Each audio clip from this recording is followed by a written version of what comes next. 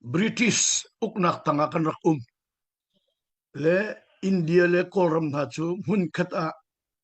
1936 tiang British ni an rak kan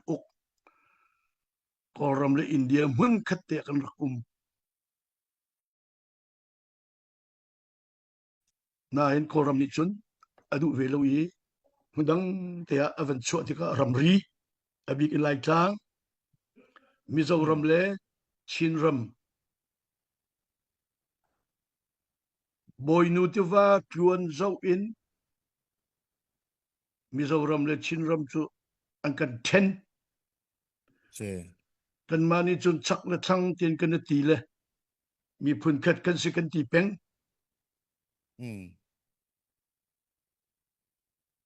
le ulana falena wil tin rut men ulo abi kin kini kabarham chu anora tha chan in moon phungi sin arahan chu arak pin kho i pagana chia i chunu chun kol mi phun po ni Buddha batan si Buddha bata thoning he ralkap uktu pol zongke Buddha bata phungi pol bia angai de min se ji chatia chun Buddha bata kha sirung ji chen na wa kha sa khau bak lo le unu sinin ni win ni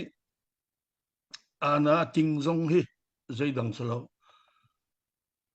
phungi pol ni kolram dei nak ding cha ralkap ukna haw salowa chun demokrasi ngai ikan kala chun sian ka chin karen chin rakhain tin azai temen in kolram ya ai lum kholai lo an ti ronga kol ralkap ni engkan ukna se hi chu achel ichel ding salo atom bi kumzal songa ralkap ni kan uklai tia an ti mi se atu hi kum som sri kalpa changle engkan tei thoma kol hol kan tlau chilamang Buddha bata menalut mikan kol tapea ai sar mi tapikan kai chakalung ro to ke khatle ya chun kan mi phun khatle kan dir kam nak to refugee kan si mi phun dir kam tu kan si pathian ni kan ser mi kan si